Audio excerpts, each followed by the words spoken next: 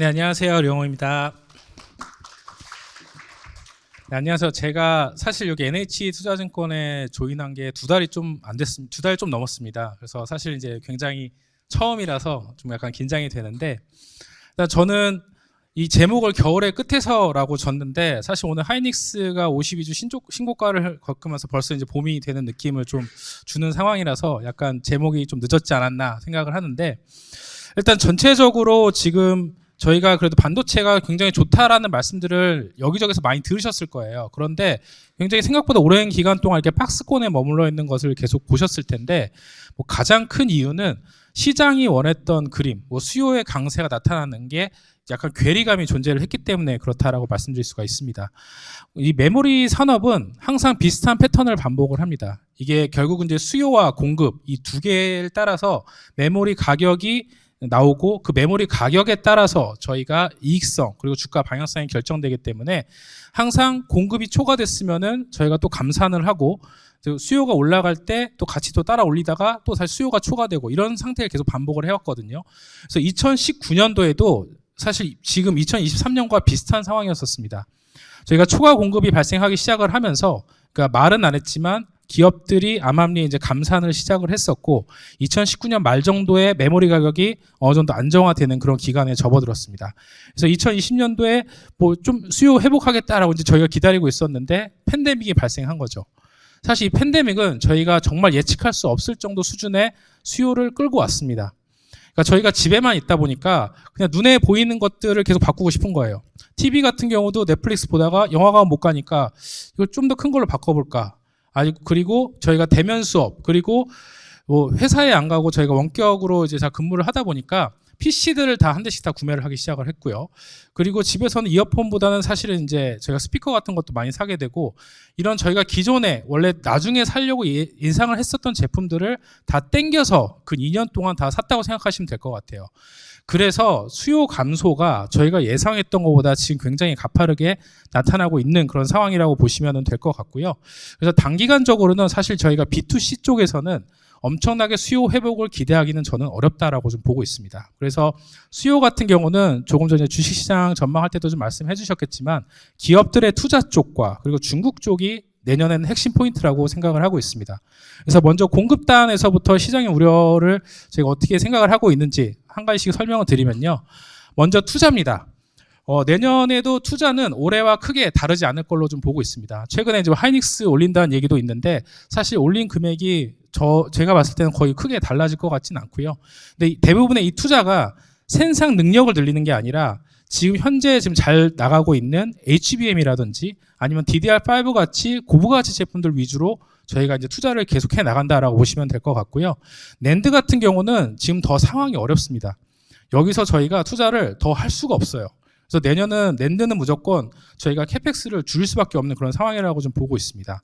그래서 일부에서는 지금 갑자기 내년에 그 반도체 업황이 좋아지게 되면은 캐펙스를 늘리지 않을까, 이런 얘기를 하시기도 하시는데, 지금 현재 전체 상황을 봤을 때 기업들이 가진 돈이라든지 현금 상황이라든지 그런 자본 회전율을 보게 되면은 그렇게 무턱대고 늘릴 수 있는 상황은 아니라고 좀 보고 있고요. 그리고 낸드 같은 경우는 내년에 대부분 다 저는 연간으로 다 적자를 보고 있는 상황이거든요. 이 상황에서 공격적으로 다시 캐펙스를 늘리기는 어렵다라고 좀 보고 있습니다.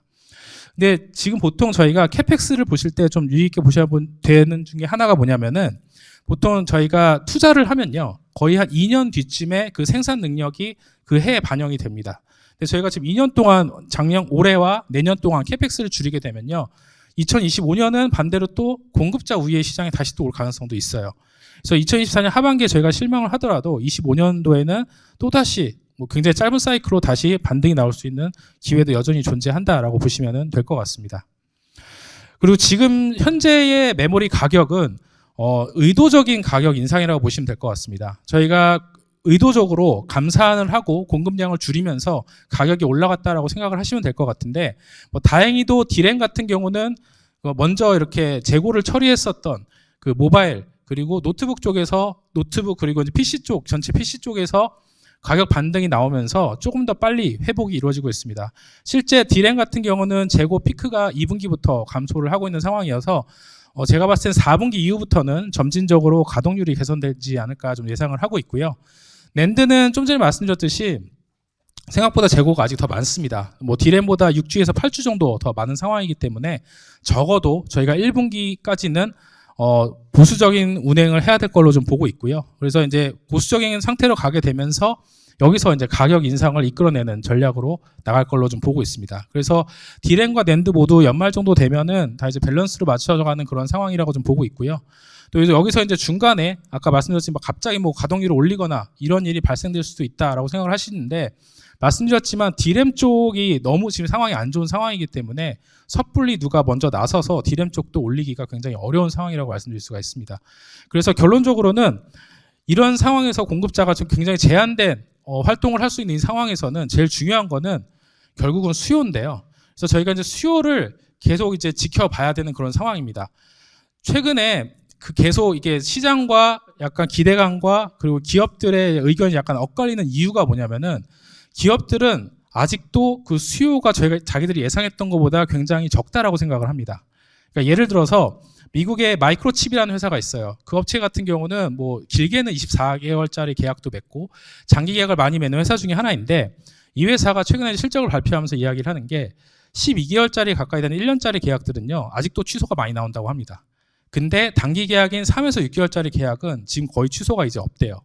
그러니까 단기적으로 재고가 없는 상태에서 저희가 리스타킹하고 이런 수요는 확실히 지금 눈에 보이는 수요는 있지만, 그 이유에 대해서는 여전히 기업들이 굉장히 보수적으로 접근하고 있다는 거죠.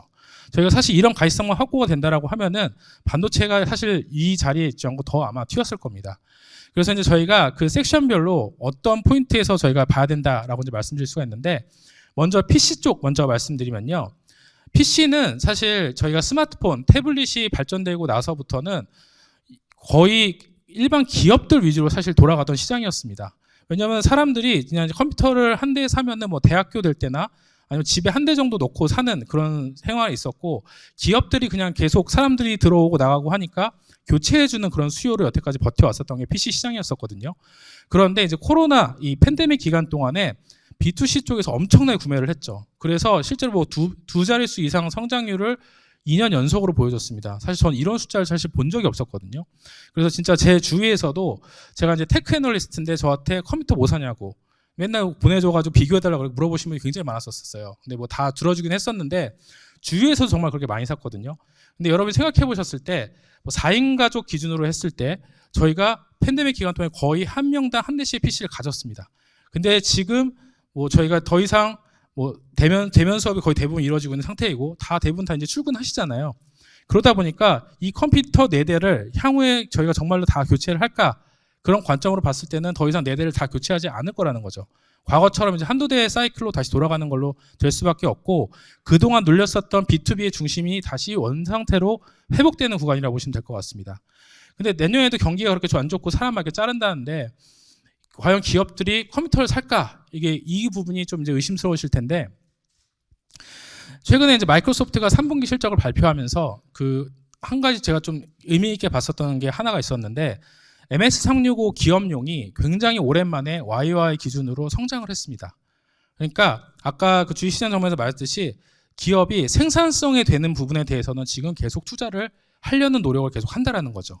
거기에 이제 코파일럿이라는 게 11월 1일부터 이제 출시가 됐죠. 국내에는 이제 삼성 같은 곳이 이제 아마 다음 달부터 사용하는 걸로 알고 있는데, 미국은 폴춘 100에서 40% 정도가 먼저 테스트를 해봤고 거의 다 도입을 한다라고 지금 발표를 해놓은 상태입니다. 근데 이거를 감안했을 때 기업 쪽에서 아마 이거를 빌미로 해서 내년쯤에 좀 교체 수요가 확실히 좀 나올 수 있다라고 좀 생각을 하고 있고요. 뭐 그 컴퓨터를 파는 업체 입장에서는 여기를 이제 AI 컴퓨터 이런 식으로 이제 포장을 해서 아마 팔려고 할 겁니다. 그래서 실제 뭐 저희가 알고 있는 그 컴퓨터 서플라이 체인들 같은 경우도 내년 이 부분에 대해서 굉장히 긍정적으로 평가를 하고 있고, 이미 많은 기업들의 문의를 받고 있는 걸로 알고 있습니다. 거기에 이제 추가로 더해서 윈도우 10 서비스가 올해로 종료가 됩니다. 뭐 2년 동안의 유예 기간이 있긴 있지만 어떻게 보면은 이제 바꿀 수 있는 빌미를 작용을 하는 거죠. 그래서 PC 같은 경우는 내년에는 B2B 중심으로 이제 성장할 수 있다라고 좀 보고 있고요. 그리고 이제 스마트폰 같은 경우는 사실 저는 이제 스마트폰은 구조적으로 더 이상 성장을 크게 할 수 없는 시장이라고는 보고 있어요. 단기간적으로는요. 왜 그러냐면은 이 지금 보시는 왼쪽의 차트죠. 왼쪽 차트를 보시면은 이건 지역별로 스마트폰 시장 규모를 이제 보여드리는 건데, 근 5년 동안 저희 그 스마트폰 시장을 이끌어 왔었던 중국 시장이 약 1.5억대 규모가 줄어들었습니다. 사실 이 규모를 다른 나라가 메꿔줬으면 사실 괜찮은데 저희가 흔히 말하는 뭐 발전될 수 있는 나라, 인도네시아 이런 나라도 사실 이 정도의 수요를 메꿔주지는 못했어요.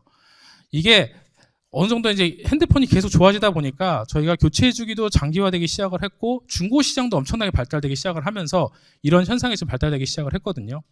근데 내년은 왜 좋아져요? 라고 하시면은 사실 가장 큰 요인 중에 하나는 중국이 최근에 반등의 기미를 확실히 보여주고 있습니다. 그 중심에는 이제 화웨이가 있다라고 말씀드릴 수가 있고요. 화웨이가 어제 이제 10월달 중국 데이터가 나왔었는데 화웨이가 전년 대비 88% 성장했더라고요. 그래서 중국에서 굉장히 지금 빠르게 올라가고 있는 상황이고 거기에 이제 편승해서 중국 업체들도 굉장히 빠르게 지금 제품을 따라서 내고 있습니다. 그래서 지금 잘 따라가고 있는 샤오미 같은 경우도 10월 숫자가 작년 대비해서 이제 30% 정도 올라갔던 숫자가 나왔어요. 그래서 이제 중국 업체들이 주도를 하면서 이게 지금 빨리빨리 올라가고 있는 상황이기 때문에 내년은 중국 안드로이드 쪽에서 성장하는 거를 좀 기대를 해볼 만하다라고 말씀드릴 수가 있습니다. 그리고 제가 시장보다 조금 이제 강하게 보는 부분이 이 서버 쪽인데요. 서버 쪽은 내년에 저는 이제 올해 대비해서 한 7% 정도 성장한다라고 좀 보고 있습니다. 그 이유가 뭐냐면은 지금 보시는 그 화면 왼편에 보시는 차트를 보시면요. 이거는 AMD와 인텔의 그 데이터 센터 매출 성장률을 YY로 그려본 차트입니다. 보시면 이제 항상 이제 사이클이 있죠. 근데 밑에서는 항상 어떤 일이 발생되냐면요. 인텔의 신규 제품이 항상 나왔을 때의 사이클이에요. 보통 데이터 센터들도 자기들의 교체 주기가 있다라고 이야기를 하지만 대부분 그 교체 주기들은 제품에 따라서 보통 같이 이루어지는 경향이 굉장히 뚜렷합니다. 근데 인텔이 2021년에서 2022년도에 냈어야 되는 제품이 있어요. 저희 주식시장에 계신 분들은 많이 들었겠죠. 사파이어 래피스입니다. 이게 거의 1년 반에서 2년 정도 지체가 돼서 나왔는데 나와서 잘 나왔으면 괜찮은데 또 이게 나오자마자 메모리 쪽 이슈 있고 품질 이슈 있고 여러 가지 이슈가 있으면서 연초에 원래 투자했던 금액들이 좀 다 미뤄졌습니다. 테스트 더 끝나고 하자라고 했는데 그때 AI가 터진 거죠. 그러니까 거기 할당된 금액들을 AI 쪽에 투자를 하거나 AI 쪽 서버로 바뀌니까 데이터 센터 스트럭처로 다 바꿔줘야 되거든요. 그러니까 데이터 센터 효율화 작업이랑 같이 이루어지게 된 겁니다. 그러니까 CPU 자체를 먼저 우선순위 투자할 필요가 없었던 거예요, 당시에는요. 그래서 중요한 거는 그 투자하는 업체들이 살만한 제품이 나오냐 안 나오냐가 저는 되게 중요하다라고 생각을 하고 있거든요. 근데 이거에 맞춘 제품들이 그래도 약간 좀 정신을 차려서 올해 12월 달에 에메랄드 래피즈를 시작으로 해서 내년에 시에라 포레스트라는 제품까지 이제 순차적으로 나올 걸로 좀 보고 있습니다. 그럼 일각에서는 이런 말씀을 하세요.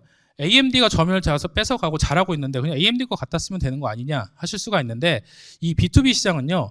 한 번에 쉽게 바꿀 수가 없습니다. 그리고 여전히 인텔이 데이터 센터에서는 70%의 시장 점유율을 장악하고 있기 때문에 사실 인텔이 어느 정도 제품이 잘 나와줘야지만 이 사이클이 다시 돌아올 수 있다라고 좀 보고 있어요. 그리고 시장에서 원하는 지금 제품들은 다중코어에 아니면 효율성 높은 코어 이 두 개에 집중됐다고 보시면 될 것 같아요. 그래서 내년에도 이게 두 개를 중심으로 해서 데이터 센터가 이루어질 수 있다라고 보기 때문에 저는 긍정적으로 본다라고 말씀드릴 수가 있고요. 또 이제 중장기적인 측면에서 말씀드리면은 사실 이 메모리가 사실 주인공이 된 적은 거의 없습니다. 저희 항상 주인공들은 프로세서 업체들이었죠. 뭐 엔비디아, AMD, 뭐 인텔, 뭐 자이링스 막 이런 업체들이 항상 주인공이었었는데 사실 모든 IT 기기들은 이 프로세서와 메모리가 같이 발전을 해야지만 사실 발전이 이루어졌습니다. 그 이유가 뭐냐면은 저희가 기본적으로 지금 하고 있는 거의 모든 연산은 폰도이만 구조라는 거를 택하고 있어요. 이게 어떤 거냐면 그냥 간단하게 메모리에다가 저희가 쓰고 싶은 프로그램들 데이터가 다 들어있고요. 그 데이터 프로그램들이 그 연산하는 쪽에 한 번에 하나씩 이렇게 왔다 갔다 하면서 저희가 이제 프로그램을 돌린다고 생각하시면 될 것 같아요. 과거에 이거는 어떻게 했었냐면은 과거에 저희가 옛날 컴퓨터 같은 경우는 그 저희가 전화기 연결하는 거 있죠. 선으로 아주 옛날 전화기요. 그런 것처럼 데이터를 하고 싶으면은 이 진공관에 가서 물리적으로 연결을 하고 다음 진공관에 연결하고 이런 형태였는데 이런 불편함을 없애기 위해서 이 메모리 안에다가 그 이런 프로그램과 데이터를 다 넣었다고 생각하시면 될 것 같습니다. 거의 모든 구조가 이 구조를 갖고 있기 때문에 메모리 쪽과 CPU 쪽에 그 연결하는 부분에 바틀렉이 생길 수밖에 없는 구조예요. 저희가 이거를 사실 해결하기 위해서 저 중간에 통로를 미친 듯이 넓히거나 아니면은 메모리 성능을 개선하거나 이런 방법을 택하는 거거든요. 대표적인 게 HBM입니다. HBM의 약자가 하이 밴드위스 메모리잖아요. 그 아까 말씀드렸던 그 연산하는 부분과 메모리의 간격이 굉장히 넓다라는 거예요. 거기다가 그 연산하는 거에 굉장히 가깝게 붙어 있어서 저희가 대용량의 데이터를 왔다 갔다 하는데 가장 적합한 메모리라고 보시면 될 것 같습니다. 지금 이제 HBM이 사실은 가장 화두죠. 단기적으로는 AI가 계속 쓰임이 갈 수밖에 없기 때문에 HBM이 가장 중심인 거는 맞다라고 좀 보고 있습니다. 그리고 이제 기술력으로 봤을 때도 내년까지는 그래도 적어도 하이닉스가 여기 시장에서 우위를 점할 걸로 좀 보고 있는데요. 다만 최근에 이 HBM 메모리가 좀 더 중요하다는 게 몇 가지 좀 나왔었는데 첫 번째가 뭐냐면은 이틀 전이었었죠. 엔비디아가 H200이라는 제품을 내놨습니다. 이거는 희한하게 이제 141기가의 그 HBM3E를 탑재한 그런 건데 기존에 있던 H 칩에다가 그냥 메모리 용량 늘려서 2배 성능을 낸 거예요. 그러니까 사실 엔비디아 입장에서는 그냥 메모리 용량 늘렸으면은 사실 더 좋은 퍼포먼스를 낼 수가 있었어요, 기존에. 근데 안 냈던 이유는 자기네를 칩 많이 팔기 위해서 그랬던 거거든요. 근데 갑자기 엔비디아가 이걸 왜 냈냐? 내년부터 본격적으로 이제 AMD 쪽에서 190기가 이상 되는 MI300X가 나오게 됩니다. 그러니까 어느 정도 이제 견제를 하려고 내오는 거거든요. 그러니까 이런 업체들이 이제 하나 둘씩 계속 나오게 되는 거죠. 그래서 HBM 용량 싸움이 당분간은 계속 이루어질 수밖에 없는 구조라고 생각을 합니다. 그러면 삼성전자 같은 경우는 이제 AMD 쪽에 넘어가는데 AMD 쪽이 내년에 그럼 이걸 잘할 거냐로 봤을 때는 저는 생각보다는 잘할 걸로 좀 보고 있습니다. 이유는 일단 이 친구들이 이 AMD가 지금 예상을 하는 게 4분기에 한 4억 달러 정도, 그리고 내년 전체로 한 20억 달러 정도 이야기를 하고 있는데 이 MI 시리즈만 말한 겁니다. 근데 이 4억 달러가 올해 4억 달러는 거의 슈퍼컴퓨터 이 친구들이 원래 계약을 받은 제품들이고요. 실제로 내년 1분기부터 이제 오라클로 들어가는 게 이제 4억 달러부터 시작이거든요. 근데 이제 한 2개 정도 업체랑 더 계약을 하고 준비를 하고 있는 상황입니다. 근데 오라클보다는 조금 더 큰 회사들인 것 같아요. 그럼 적어도 오라클 이상이 나오겠죠. 그러면은 지금 AMD는 지금 보수적으로 한 20억 달러 정도 이야기를 하고 있는데 포텐셜은 아마 30억 달러 이상까지도 가능하다라고 좀 보고 있습니다. 이 규모는 AMD가 3분기 데이터 센터 매출이 17억 달러 정도니까 한 거의 2배 가까이 되는 수준이니까 의미 있는 숫자라고 보시면 될 것 같아요. 그래서 저희가 삼성전자가 계속 디스카운트 받던 요인 HBM 같은 경우도 점진적으로 해결되지 않을까 좀 보고 있습니다. 그리고 이거는 좀 약간 내후년 정도 돼야지 아마 좀 본격적으로 나올 이야기로 좀 보고 있는데 이 CXL이라는 컨셉이 있습니다. 이거는 뭐냐면은 시간이 좀 짧으니까 간단하게 말씀드리면은 저희가 지금 CPU, GPU, FPGA 들어갈 때 각기 다른 메모리를 사용을 하잖아요. 이거를 한 가지로 통합을 시킬 수가 있고요. 그리고 이제 보통 저희가 메모리가 보드의 용량에 따라서 한계점이 존재를 하는데요. 메모리를 한 곳에 모아놓는 방식을 통해서 그 한계성을 없앱니다. 그러니까 가장 좋은 점은 일단 메모리가 저희가 다른 메모리를 쓰고 싶을 때 뭔가 전체적으로 다 렉을 다 바꿔주고 그래야 되는데 그럴 이유가 전혀 없어지고 저희가 항상 뭔가 용량을 더 늘리고 싶으면은 마더보드를 더 개조를 하든지 무슨 짓을 해야 되는데 그 필요가 전혀 없어지는 겁니다. 이게 이제 가장 중장기적으로는 메모리 업체들이 가장 바라는 이상적인 모습이고요. 최소 5배 정도 이상 용량 탑재량이 가능하다라고 보시면 될 것 같아요.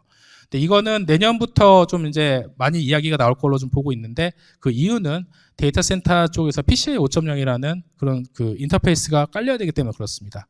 그래서 이거는 다 이미 삼성전자, 하이닉스 다 준비를 하고 있어서 그냥 관심 있게 좀 보시면 될 것 같고요. 그리고 사실 앞에서 많이 좀 말씀을 해주셔서 그냥 제 간단한 좀 중장기적인 측면에서 한 가지를 좀 말씀을 드리면요.